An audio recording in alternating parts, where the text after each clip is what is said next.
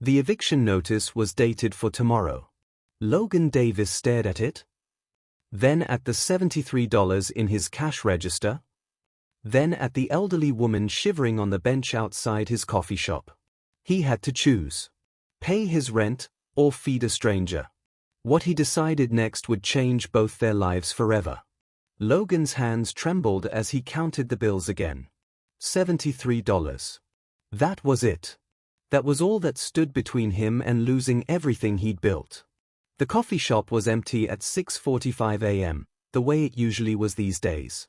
3 small tables, mismatched chairs he'd bought at a thrift store, and walls he'd painted himself in a shade of cream that was supposed to feel warm and inviting. Now it just felt tired. Like him.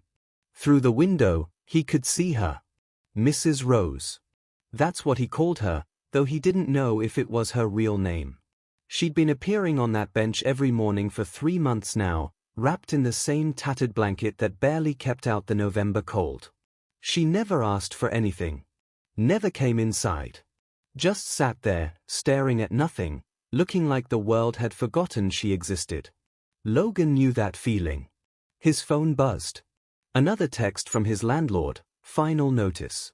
Payment by 5 p.m. tomorrow or you're out. No more extensions. He looked at the eviction notice on the counter, then at the calculator beside it. Rent was $1,200. He had $73. Even if he had a miracle day and sold every pastry, every coffee, every sandwich he'd prepped, he'd still be $800 short. The math didn't work. It hadn't worked in months. Daddy! Logan quickly folded the eviction notice as his 8-year-old daughter, Zoe, emerged from the back room, her backpack already on for school. Her hair was pulled into 2 puffballs he'd spent 20 minutes trying to perfect that morning. He wasn't great at hair. He wasn't great at a lot of things since her mother left. Hey, baby girl. You ready for school? Uh-huh. Zoe pressed her face against the window. Is the nice lady outside again? Yeah, she's there. It's really cold today. Can we bring her breakfast? Logan's chest tightened. Zoe, sweetheart, we talked about this. We're having a tough month and... But Daddy, you always say we help people when they need it. You said that's what Grandma taught you. She wasn't wrong. His mother had taught him that. His mother, who'd worked 3 jobs after his father walked out, who'd still found time to make sandwiches for the homeless man who slept behind their apartment building. Who'd looked young Logan in the eyes and said, "Baby, we might not have much, but we always have enough to share." That was before the cancer took her. Before Logan understood how cruel the world could be to people who gave too much. He looked at the $73 again. Then at his daughter's hopeful face. Then at Mrs. Rose, huddled against the cold. "You're right," he finally said. "Go grab 2 blueberry muffins and I'll make her some coffee." Zoe's face lit up like he'd just given her the world. Maybe in her eyes, he had. She raced to the pastry case while Logan prepared a large coffee, cream, 2 sugars, the way Mrs. Rose liked it. When he stepped outside, the November wind cut through his thin jacket. He really needed a new one. Add it to the list of things he couldn't afford. "Good morning, Mrs. Rose." The elderly woman looked up, and for just a moment, Logan could have sworn he saw something sharp in her eyes. Something aware. But then it was gone, replaced by that distant, vacant look she usually wore. "Young man," she said softly. Her voice always surprised him, refined, educated, not what he expected from someone living on the streets. "Brought you some breakfast. It's cold out here today." He handed her the coffee and muffins, which Zoe had carefully wrapped in napkins. "You're too kind," Mrs. Rose said, accepting them with hands that trembled. "Far too kind for someone who looks like he's carrying the weight of the world." Logan forced a smile. "I'm fine. Just, life." "Life," she repeated, studying his face. "Tell me, Logan, you don't mind me calling you Logan, do you?" "No, that's my name." "Logan. What makes a man give away food when he himself is hungry?" The question caught him off guard. I'm not hungry, You are. Her eyes, sharp again, piercing, held his. I see it. The way you look at these muffins before you hand them over. The way your daughter's jacket is 2 sizes too small but you haven't bought her a new one. The way you count money like you're counting your remaining heartbeats. Logan stepped back, unsettled. I should get Zoe to school. Kindness is never wasted, Logan. Mrs. Rose clutched the coffee like it was precious.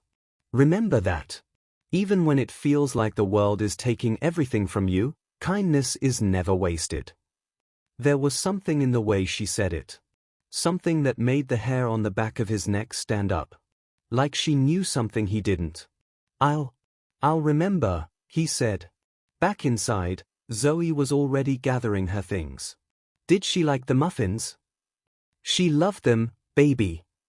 Logan kissed the top of her head. Come on, let's get you to school.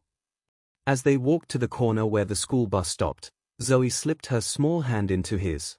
Daddy? Are we gonna be okay? Logan's throat tightened.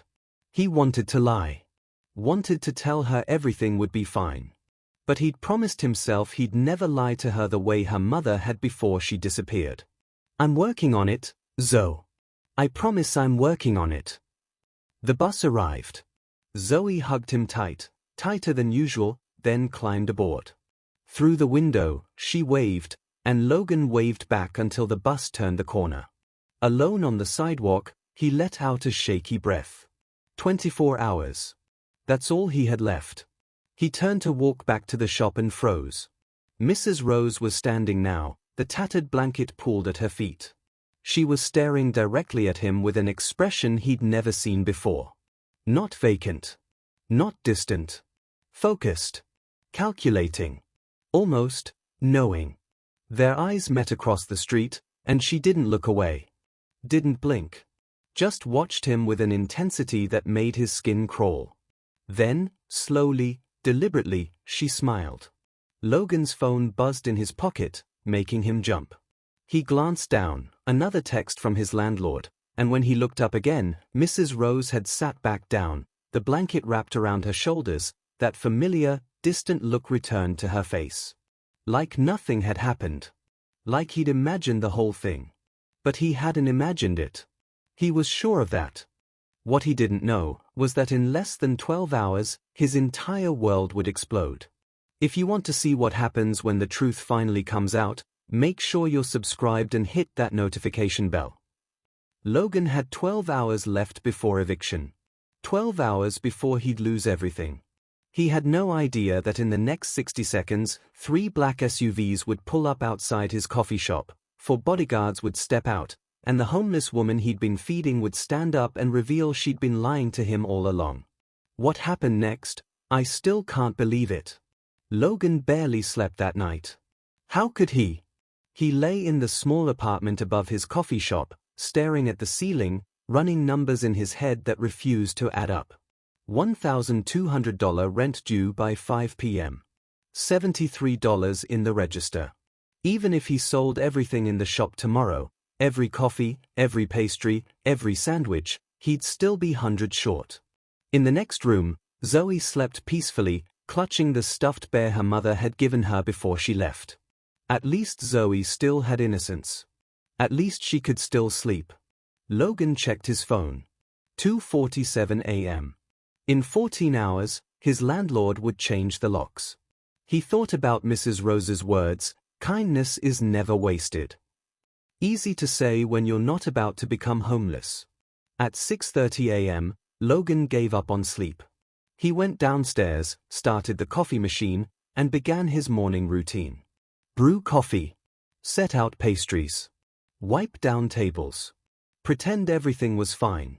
Through the window, Mrs. Rose was already on her bench. Same tattered blanket. Same vacant stare. Like yesterday's strange moment, that calculating look, that deliberate smile, had never happened. Maybe it hadn't. Maybe Logan was so exhausted he was seeing things. At 6:45, he prepared her usual order. Large coffee, cream, 2 sugars. 2 blueberry muffins he couldn't afford to give away but couldn't afford not to. The morning air bit at his skin as he stepped outside. "Good morning, Mrs. Rose." She looked up slowly, and Logan searched her face for that sharpness he'd seen yesterday. Nothing. Just the tired, lost expression of someone the world had forgotten. "You're very kind," she whispered, accepting the coffee with trembling hands. "It's nothing," Logan said, though it was everything. It was probably the last breakfast he'd serve from this location. "It's everything," Mrs. Rose said, as if reading his mind. Then she looked past him, down the street, and her entire body went rigid. "They're here." "What? Who's here?" "Logan." She gripped his wrist with surprising strength. "Whatever happens in the next few minutes, please understand, I never meant to deceive you. I just needed to know." "Know what?" "Mrs. Rose, what are you?" The sound of engines cut him off. Logan turned, and his breath caught in his throat. 3 black SUVs were rolling down the empty street, moving in perfect formation like a presidential motorcade. They weren't speeding, but there was something deliberate about their approach. Something that made Logan's stomach drop. "What the hell?" he breathed. The vehicles stopped directly in front of his coffee shop. For a moment, nothing happened. Just silence and the rumble of expensive engines. Then the doors opened. 4 men stepped out. No, not men. Bodyguards. Logan had seen enough movies to recognize the type. Dark suits, earpieces, eyes that scanned everything. They moved with military precision, forming a perimeter around the vehicles. One of them spoke into his wrist. "Area secure." Logan instinctively stepped in front of Mrs. Rose. "Hey, what's going on here? This is private property." 2 more people emerged from the middle SUV. A man and a woman, both carrying expensive leather briefcases, both wearing suits that probably cost more than Logan's entire month of inventory. The woman approached, her heels clicking against the pavement with sharp, deliberate precision. She was Asian, mid-40s, with hair pulled back so tight it looked painful. Everything about her screamed power and money. "Mr. Logan Davis." Her voice was crisp, professional, and left no room for argument. "Who's asking?" Logan's heart hammered against his ribs. "My name is Catherine Chen. I'm an attorney with Morrison, Blackwell and Associates." She pulled out a business card, but Logan didn't take it. His eyes were fixed on the bodyguards, on the SUVs, on the impossible scene unfolding in front of his failing coffee shop. "Look, if this is about unpaid parking tickets or—" "Mr. Davis, I assure you this has nothing to do with parking tickets." She glanced at Mrs. Rose, still sitting on the bench behind Logan. "This is about her." Logan's blood ran cold. He spun to look at Mrs. Rose, 1,000 scenarios flooding his mind. Was she in danger? Was she a witness to some crime? Had he unknowingly been harboring a fugitive? "I don't understand," Logan said. "She's just—" "Just what?" Attorney Chen's eyebrow arched. "Just a homeless woman you've been feeding every morning for 3 months." How did she know that? How did this lawyer know anything about his interactions with Mrs. Rose? "We've been watching, Mr. Davis." Chen's expression softened slightly. "For quite some time." "Watching?" Logan's voice rose. "What do you mean watching? What is this?" Behind him, he heard movement. The scrape of fabric against concrete. Mrs. Rose was standing. Logan turned, and what he saw made his knees weak. The tattered blanket had fallen away. Beneath it, Mrs. Rose wore clothes that, while old and worn, suddenly seemed deliberate. Like a costume. Her posture had changed completely, no longer hunched and frail, but straight. Strong. Her shoulders were back, her chin up. And her eyes. Those eyes that had always seemed so distant and vacant were now sharp as knives, fixed directly on him with an intensity that made him take a step back. "Mrs. Rose?" Logan's voice cracked. "What's happening?" She opened her mouth to speak, but Attorney Chen cut in. Her name isn't Mrs. Rose, Mr. Davis. Chen moved closer, and the bodyguards shifted with her, a coordinated dance of protection. Her name is Rosemary Castellano. Perhaps you've heard of her late husband, Marcus Castellano? Castellano Pharmaceuticals. The name hit Logan like a truck. Castellano Pharmaceuticals. He'd seen their ads everywhere. They made half the medications in every drugstore in America. The company was worth... oh God! It was worth billions. No, Logan whispered, shaking his head. No, that's not, she can't be. I assure you, I am. Mrs. Rose, no, Rosemary, spoke for the first time, and her voice was completely different. Still soft, but clear. Educated. Refined. I'm Rosemary Castellano, Logan. And yes, I've been lying to you. Logan stumbled backward, his mind reeling. Why? Why would you? Mr. Davis, Attorney Chen interrupted, pulling out her phone and showing him the screen. 6 months ago, Mrs. Castellano's only living relative, her nephew Richard Castellano, began systematically embezzling from her estate. Logan stared at the phone, seeing what looked like legal documents, bank statements, numbers so large they didn't seem real. When Mrs. Castellano discovered the theft and confronted him, Chen continued, Richard had her declared mentally incompetent. He claimed she was suffering from advanced dementia and was a danger to herself. He had me committed, Rosemary said quietly, to Riverside State Psychiatric Facility. I was locked away, Logan. No one believed me. My own nephew stole my life, my freedom, my identity, and convinced everyone I was insane. Logan's head spun. But how did you? I escaped. Rosemary's voice hardened. 3 months ago, I walked out of that facility with nothing but the clothes on my back. No identification. No money. No way to prove who I was. Richard had been very thorough. Attorney Chen stepped forward. Which is where I come in. Mrs. Castellano contacted me before her nephew had her committed. She'd suspected something was wrong and retained my services. When she escaped, she reached out, and we've been building a case ever since. But why here? Logan gestured helplessly at his run-down coffee shop, at the bench, at the impossible scene. Why sit out here every morning? Why? Why pretend to be homeless? Rosemary met his eyes, and for the first time since this nightmare began, Logan saw something genuine in her expression. Something sad. Because I needed to disappear while Catherine gathered evidence, she said. And because I needed to know something. Know what? Whether good people still existed. Her voice cracked slightly. After what my own nephew did, my own blood, I started to believe that everyone was motivated by greed. That no one helped anyone without expecting something in return. I needed to know if I was wrong. Logan's throat tightened. So this was a test? All those mornings, all those conversations were real, Rosemary said firmly. My circumstances were a lie, but everything else was real.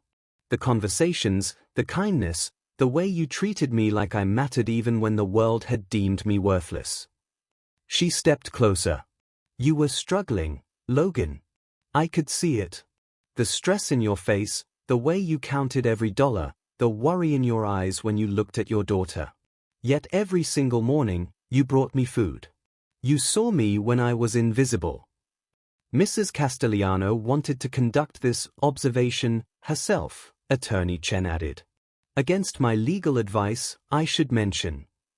You were feeding a stranger when you could barely feed yourself, Rosemary continued. Do you have any idea how rare that is? Logan couldn't speak. His emotions were too tangled, anger at being deceived, confusion at the situation, and something else he couldn't quite name. Mr. Davis, Attorney Chen said, her voice becoming more formal. We need to speak inside. Immediately. What I'm about to tell you will change everything you think you know about the last 3 months. Logan looked from the attorney to Rosemary to the bodyguards to the SUVs. Change everything, he repeated numbly. Lady, I think everything's already changed. Not yet, Rosemary said softly, and there was something in her eyes, gratitude, sadness, and something else. Something that looked almost like hope. Not yet, Logan. May we please come inside? Logan's hands were shaking. His world had just turned upside down. The homeless woman he'd been feeding was a billionaire. She'd been testing him, watching him. And now her lawyers wanted to talk to him about something that would change everything. What could possibly be left to change? Yeah, he finally managed. Yeah, come inside. As he turned toward his shop, his phone buzzed in his pocket. Probably his landlord again, demanding the rent money Logan didn't have. In 4 hours, he'd be evicted. But right now, surrounded by bodyguards and lawyers and lies that were somehow truths, Logan had the strangest feeling that his eviction might be the least important thing happening today. He had no idea how right he was. Logan thought he'd just learned the craziest thing possible, that the homeless woman he'd been feeding was actually a billionaire in hiding. But when attorney Catherine Chen opened that folder and slid it across the table, when Logan saw what was inside, he realized he hadn't understood anything at all. What Rosemary Castellano had prepared for him, it wasn't just shocking. It was impossible. And it was about to save his life. The coffee shop had never felt smaller. 4 bodyguards stood at strategic positions, 2 by the door, 2 by the windows. Attorney Catherine Chen sat across from Logan at one of his mismatched tables, her leather briefcase open beside her. And Rosemary Castellano, the woman he'd known as Mrs. Rose, sat next to the attorney, watching Logan with those sharp, penetrating eyes he'd only glimpsed yesterday. Logan's hands wouldn't stop shaking. I don't understand any of this, he said, his voice barely above a whisper. Why are you here? Why now? Because yesterday, we won. Catherine Chen's voice was crisp and professional. After 6 months of investigation, we successfully reclaimed Mrs. Castellano's estate. All of it. Her nephew, Richard Castellano, was arrested at 6 a.m. this morning. Logan blinked. Arrested? Wire fraud, elder abuse, embezzlement, falsifying medical documents, and unlawful imprisonment. Chen ticked off the charges on her fingers like she was reading a grocery list. He'll be in prison for a very long time. My nephew stole $4 to $7 million, Rosemary said quietly. Over the course of 18 months, he systematically drained accounts, sold properties, and liquidated investments. All while I was locked in that facility, labeled as incompetent. Logan's mind reeled. $4 to $7 million. He couldn't even conceptualize that much money. His entire crisis was over $1,200. When I escaped, Rosemary continued, I had nothing. The clothes on my back. That's it. Richard had been so thorough, he'd convinced everyone I was mentally unfit. Police wouldn't believe me. Banks wouldn't help me. I was nobody. She called me from a payphone, Chen added. Fortunately, I'd been her attorney for years and recognized her voice immediately. But we had a problem. What problem? Logan asked. Proving she was competent. Chen pulled out a thick stack of documents. Richard had psychiatrists, medical records, and testimony from nurses. On paper, Rosemary Castellano was suffering from advanced dementia and paranoid delusions. We needed time to build our case, to gather evidence that she was completely lucid. So I disappeared. Rosemary's eyes never left Logan's face. Catherine advised me to stay in a safe house, but I couldn't. I needed air. I needed to see people. Real people, not just lawyers and investigators. That's when you came here, Logan said slowly, pieces clicking together. To my bench. To your bench. Rosemary smiled sadly. I chose this neighborhood specifically. Working class. Struggling. The kind of place where people understand hardship. I wanted to see. I needed to know. Her voice broke. Chen placed a hand on her arm. After what my nephew did, Rosemary continued, steadier now, After my own blood betrayed me so completely, I started to believe that everyone was like him. That kindness was dead. That people only helped when there was something to gain. Logan's throat tightened. So you sat on that bench every morning, pretending to be homeless, to see if anyone would help. 12 people walked past me that first morning, Rosemary said. 12. They looked at me, saw what I wanted them to see, a worthless old woman, and kept walking. Some even crossed the street to avoid me. Then you came out, Chen said, looking at Logan. At 6:47 a.m. With coffee and a muffin. You remembered the time? Logan asked. I remember everything. Rosemary leaned forward. You didn't ask my name. Didn't ask why I was there or what my story was. You just said good morning and handed me food. Like it was the most natural thing in the world. Logan shifted uncomfortably. It wasn't a big deal. It was everything. Rosemary's voice intensified. Do you know what I did after you went back inside? I watched you through the window. I saw you count the money in your register. I saw the stress on your face. And I thought, he can't afford this. He'll realize and stop. But you didn't stop, Chen added, consulting her notes. For 93 consecutive days, you brought Mrs. Castellano food. Sometimes pastries. Sometimes sandwiches. Always coffee, cream, 2 sugars. You were counting. Logan felt violated and touched at the same time. We had to document everything, Chen explained. For our purposes and for something else. I saw you almost lose it once, Rosemary said, and Logan heard the emotion in her voice. About 6 weeks ago. Your daughter's school called. She needed supplies for a project. $20 worth. You checked your register, checked your wallet, and I saw your face just crumble. Logan remembered that day. God, he remembered. Zoe had been so excited about the science fair. You gave her the $20, Rosemary continued.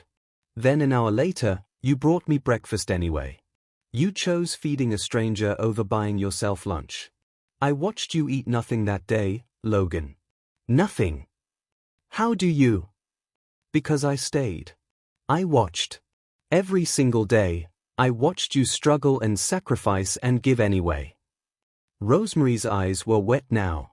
You were drowning, and you were still trying to save someone else. The coffee shop was silent except for the hum of the refrigerator. Why are you telling me this? Logan finally asked. Catherine Chen straightened in her chair. Because Mrs. Castellano wanted you to understand context before we proceed. She reached for her briefcase and pulled out a manila folder. What I'm about to show you, Mr. Davis, was prepared 8 weeks ago. 8 weeks? Logan frowned. But you said you just won the case yesterday. We did.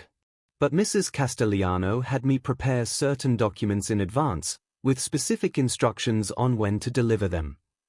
Chen's expression softened slightly. She was very clear about the conditions. What conditions? Logan's heart hammered against his ribs. Rosemary spoke, her voice steady and sure. I told Catherine that if, after 90 days of observation, you continued to help me despite your obvious financial hardship, if you showed consistent character and genuine kindness, then she was to prepare something for you. I don't want payment, Logan said quickly.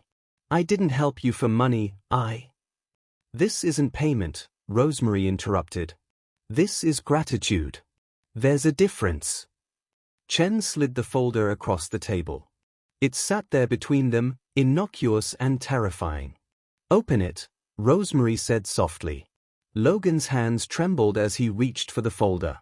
The bodyguards remained motionless. Chen watched with professional detachment. But Rosemary, she leaned forward, her entire being focused on his face. Logan opened the folder. The first thing he saw was a property deed. His eyes scanned the address, and his brain short-circuited. It was his building. The building his coffee shop was in. I don't understand, he whispered. Keep reading, Chen instructed. Logan's eyes found the ownership line. The new owner, as of 8 weeks ago. Logan Marcus Davis. What? Logan couldn't form words. How is this? I bought it, Rosemary said simply. 8 weeks ago, through a shell company. Your landlord was more than happy to sell. He'd been looking for a buyer for months. Logan's vision blurred. But the eviction notice. He said I had to pay rent by. He never knew I was the new owner, Rosemary explained. I instructed the property management company to continue all existing arrangements without informing tenants of the ownership change. I needed to see if you'd continue helping me even under duress. Even when facing eviction. You. Logan's voice broke. You've owned my building for 2 months. I have. And as of this morning, Chen pulled out another document. Ownership has been officially transferred to you. Free and clear. No mortgage. No rent. This building is yours, Logan. The world tilted. Logan gripped the edge of the table, his breath coming in short gasps. This wasn't real. This couldn't be real. There's more, Chen said, producing another document. Logan couldn't imagine what more could possibly mean. He owned his building. He couldn't be evicted. The crushing weight that had been suffocating him for months was just gone. But Chen was sliding a check across the table. Logan looked at it. Looked away. Looked back. The check was made out to him. For $200,000. Business investment, Rosemary said, her voice thick with emotion. To renovate. To expand. To hire staff. To finally breathe. Logan's hands covered his face. He couldn't stop the sob that escaped. Couldn't stop his shoulders from shaking. You fed me when you had nothing, Rosemary said, and now she was crying too. You saw me when the world had made me invisible. You treated me like I mattered when my own family had thrown me away. Do you understand what that means? Do you understand what you gave me? Logan couldn't speak. Couldn't think. Hope, Rosemary whispered. You gave me hope that humanity wasn't broken. That my nephew was the exception, not the rule. You saved me, Logan. In every way that matters. Chen produced a final document, a handwritten note. Logan's vision was too blurred to read it, but Chen read it aloud. Dear Logan, you fed me when you were hungry. You gave when you had nothing. You saw me when I was invisible. This building is yours. No rent, no landlord, ever again. Use the money to build the dream you deserve. Your kindness wasn't wasted. It saved us both. With eternal gratitude, Rose. Logan lowered his hands, tears streaming down his face. I don't know what to say. Say you'll accept it, Rosemary said. Say you'll let me do this one good thing after so much darkness. Logan looked at the deed, the check, the impossible gifts laid out before him. Yes. God, yes. Thank you. Rosemary reached across the table and squeezed his hand. Thank you, Logan. For everything. They sat there for a moment, two people who'd been broken by life, somehow finding redemption in each other. Then Chen's phone buzzed. She checked it, and her expression changed. Mrs. Castellano, we have a situation. Rosemary's head snapped up. What situation? It's Richard. Chen's voice was tight. His posted bail. And according to this report. She looked at Logan, and something like fear crossed her professional features. He knows about Logan.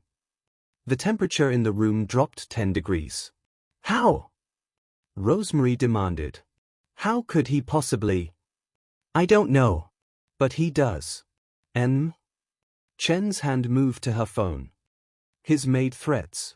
Explicit threats about everyone who helped put him away. Logan's blood turned to ice. What kind of threats? One of the bodyguards spoke into his wrist, code yellow.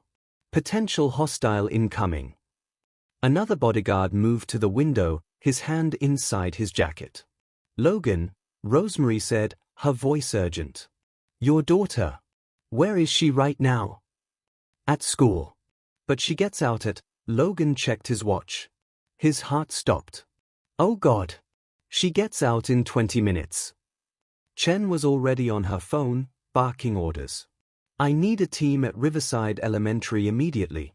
Student name Zoe Davis, age 8. What's happening? Logan stood so fast his chair toppled backward. Is Zoe in danger? Is my daughter? The bodyguard at the window suddenly tensed. We've got a vehicle. Black sedan, tinted windows, stopped across the street. Engine running. Chen's voice was ice. Mr. Davis, we need to get you and your daughter to a secure location. Now. Someone tell me what's happening. Logan shouted. Rosemary grabbed both his hands, her eyes fierce. Richard is desperate. Cornered. And desperate men do desperate things. If he knows you helped me, if he thinks hurting you will hurt me. She didn't finish the sentence. She didn't have to. The bodyguard spoke again, vehicle door opening. Male occupant exiting. The bodyguard's hand moved to his weapon. His reaching for something. The man across the street was reaching into his jacket. Logan's daughter would be out of school in 15 minutes. The bodyguards had their hands on their weapons. And in that moment, when everything Logan had just gained was about to be ripped away, the man pulled out something that changed everything. Again. What happened next? Nobody saw it coming. Not even Rosemary. Everybody down. The lead bodyguard moved like lightning, pushing Rosemary behind the counter while two others flanked the windows. Logan's world moved in slow motion, his body frozen, his mind screaming one word over and over, Zoe. Zoe. Zoe. Attorney Catherine Chen was already on her phone. Team 2, what's your ETA to Riverside Elementary? We need eyes on the daughter now. Wait. The bodyguard at the window held up his hand, his voice suddenly different. Confused. Hold position. He's not armed. What? Chen snapped. He pulled out a phone. He's just standing there, looking at the building. Logan rushed to the window, Chen's protests ignored. Across the street, a man in a black jacket stood beside the sedan, phone in hand, staring directly at the coffee shop. But it wasn't threatening. It was uncertain. Almost hesitant. That's not Richard, Rosemary said, emerging from behind the counter. Her voice was strange. Richard is 6'2", blonde. That man is about 5'9", dark hair, olive skin, Chen finished, consulting her phone rapidly. Running facial recognition now. Logan's phone buzzed. Unknown number. His hand shook as he answered. Mr. Davis. The voice was male, accented, Middle Eastern, maybe. Please, don't hang up. My name is Omar Hassan. I'm parked outside your shop. I know, Logan said, his voice hard. What do you want? To apologize. And to warn you. A pause. May I come inside? I'm not armed. Your security can search me. But what I have to tell you, you need to hear this. Chen was already shaking her head, but Rosemary surprised everyone. Let him in. Mrs. Castellano, we don't know who. Let him in, Rosemary repeated firmly. I want to hear what he has to say. 2 minutes later, Omar Hassan sat at Logan's table, flanked by bodyguards, looking terrified and determined in equal measure. He was younger than Logan expected, mid-30s, wearing an expensive suit that didn't match the nervous energy radiating from him. Talk, Chen said coldly. Fast. Omar's eyes found Logan. I worked for Richard Castellano. As his personal accountant. I'm the one who. He swallowed hard. I'm the one who helped him steal from Mrs. Castellano. The room exploded. Get him out, Chen started, but Omar held up his hands. Wait. Please. I came here to confess. To help. I'm wearing a wire. FBI has been recording everything for the last month. Richard doesn't know I flipped. That stopped everyone cold. You're working with the FBI? Chen's entire demeanor changed. For 6 weeks now. Omar pulled out his phone, showing them what looked like official federal documentation. After I realized what I'd done, I couldn't sleep. I have a mother, Mr. Davis. She's 72. When I imagined someone doing to her what we did to Mrs. Castellano. His voice broke. I went to the FBI. Offered to testify. To wear a wire. Whatever it takes to make this right. Rosemary leaned forward, her voice dangerous. You helped my nephew steal $4 to $7 million. You helped him lock me away. Why should I believe you want to make it right? Because Richard is planning something worse. Omar's eyes were desperate. He posted bail 2 hours ago. I was with him. He's not just angry, he's unhinged. He kept saying she wants to destroy me, I'll destroy what she loves. Over and over. Logan's blood turned to ice. My daughter. No. Omar shook his head quickly. Not your daughter. That's why I came. He doesn't know about you or your daughter. He thinks Mrs. Castellano is alone. Then who? Chen started. The lawyer. Omar looked at Chen. You. He has people tracking you right now. He knows you're here. He's planning to. Omar's hands clenched. He's planning to make it look like an accident. Your breaks. Today. Before you leave this neighborhood. The color drained from Chen's face. I have proof. Omar pulled out a small recording device. Everything. His plan. The mechanics he hired. The timeline.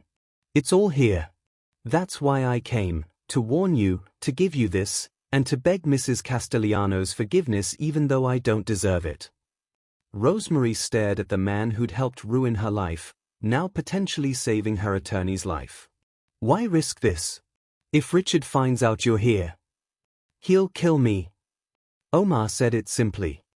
I know. But I have to live with what I did. Every day, I see my mother's face and imagine her in that facility, scared and alone because of someone like me. I can't, his voice cracked. I can't be that person anymore. The silence was heavy. Then Logan spoke, his voice quiet. You helped destroy her life. Nearly got attorney Chen killed. But you're here now, risking everything to stop it from getting worse. He thought about Rosemary, sitting on that bench, testing humanity. People can change. Right? Rosemary looked at Logan for a long moment. Then at Omar. The FBI, she said finally. They know you're here. They're 2 blocks away. Waiting for my signal. Chen was already moving, phone to her ear. I need federal agents at this location immediately. We have a cooperative witness and credible threats. The next hour was chaos. FBI agents arrived. Statements were taken. Omar's recordings were verified, Richard's voice clear and damning, planning violence, outlining revenge. By the time the federal agents left with Omar in protective custody, Richard Castellano had been arrested again. This time, no bail. This time, attempted conspiracy to commit murder. As the last FBI vehicle pulled away, Logan found himself alone with Rosemary at his table. The bodyguards had stepped outside. Chen was on the phone with federal prosecutors. It's over, Rosemary said softly. It's really over. Logan looked at the deed still sitting on the table. The check. The impossible gifts. Because of you. Because you chose to test a stranger's kindness instead of hiding in a safe house. Because you chose to help a stranger even when you were drowning. Rosemary smiled. We saved each other, Logan. Logan's phone alarm went off. 3:15 p.m. School pickup. Zoe, he breathed. I need to. Go. Rosemary stood. Go get your daughter. Tell her everything's going to be okay now. Logan grabbed his keys, then paused. Will I see you again? Do you want to? Yeah, Logan said honestly. I do. I think Zoe would too. She always asked about you. Rosemary's eyes glistened. Then you will. I'd like that very much. Logan made it to school with 2 minutes to spare. When Zoe burst through the doors, backpack bouncing, face bright with after-school energy, Logan swept her into his arms and held her tight. "Daddy, you're squishing me," she laughed. "Sorry, baby. Just missed you today. It's only been since this morning." But she hugged him back anyway. "Can we get ice cream?" Logan thought about the check in his pocket. About the building he now owned. About the future that had seemed impossible just 12 hours ago. "Yeah," he said, his voice thick. "Yeah, we can get ice cream. We can get anything you want." As they walked hand in hand toward the ice cream shop, Zoe chattering about her day, Logan felt his phone buzz. A text from an unknown number. "The world needs more people like you raising the next generation. Thank you for reminding me that goodness still exists. Your friend, Rose. P.S. Strawberry ice cream is her favorite. I remember." Logan smiled, tears in his eyes. He looked down at his daughter, then up at the sky where the afternoon sun was breaking through the clouds. "Daddy, why are you crying?" Zoe asked, concerned. "Happy tears, baby girl. Just happy tears." 2 months later, Logan's coffee shop, Davis and Rose Cafe, newly renamed, was packed for the grand reopening. New tables, new equipment, fresh paint on walls that had seen too many years of struggle. Zoe helped serve pastries, wearing an apron Rosemary had bought her with junior owner embroidered on the front. Rosemary sat at her usual table, no longer a bench outside, but a corner spot by the window she'd claimed as her own. She came every Tuesday and Thursday morning. Always ordered coffee, cream, 2 sugars. Always left a $50 tip that Logan tried to refuse and she insisted he accept. "For the college fund," she'd say, nodding at Zoe. "That girl's going to do great things." Attorney Chen stopped by too, now Rosemary's permanent guest whenever she visited. She'd survived Richard's murder plot and personally watched him sentenced to 23 years in federal prison. Omar Hassan received a reduced sentence for cooperation, 5 years, eligible for parole in 3. He sends his apologies, Chen told Rosemary during one visit. Every month. Letters from prison. He's teaching other inmates to read. People can change, Rosemary had said, echoing Logan's words from that desperate day. If you give them the chance. As Logan wiped down the counter at closing time, Zoe already asleep upstairs in their apartment above the shop, the apartment they owned, in the building they owned, with a future that was finally secure, he noticed an envelope slipped under the door. Inside was a handwritten note. "Dear Logan, when I sat on that bench 3 months ago, I was testing humanity. I thought I was the teacher, and you were the lesson. I was wrong. You taught me that kindness isn't weakness. That generosity isn't foolishness. That seeing people, really seeing them, is the rarest and most valuable gift we can give. Thank you for seeing me. Thank you for reminding me who I wanted to be. Your friend always, Rose. P.S. Check your business account. Consider it an early Christmas bonus. You're going to need a bigger space soon." Logan checked his phone, pulled up the bank app, and nearly dropped it. Another $100,000 had been deposited an hour ago. But there was something else. Something that made his hands shake. A second message, this one from his landlord. No, his former landlord. "Mr. Davis, I've been approached about selling the building next door. The buyer wishes to remain anonymous but authorized me to tell you that if you're interested in expanding your coffee shop, they're willing to sell to you for exactly $1. Let me know." Logan laughed through tears. Again. Because kindness wasn't wasted. It came back. Sometimes in ways you never imagined. And somewhere across the city, in a penthouse overlooking the water, Rosemary Castellano smiled and raised a cup of coffee, cream, 2 sugars, to the man who'd saved her by simply choosing to see her. If this story touched you, hit that like button and subscribe so you don't miss future stories. Share this with someone who needs to be reminded that kindness matters. Because it does. It really, really does. What's one act of kindness you can do today? Think about it. And I'll see you in the next story.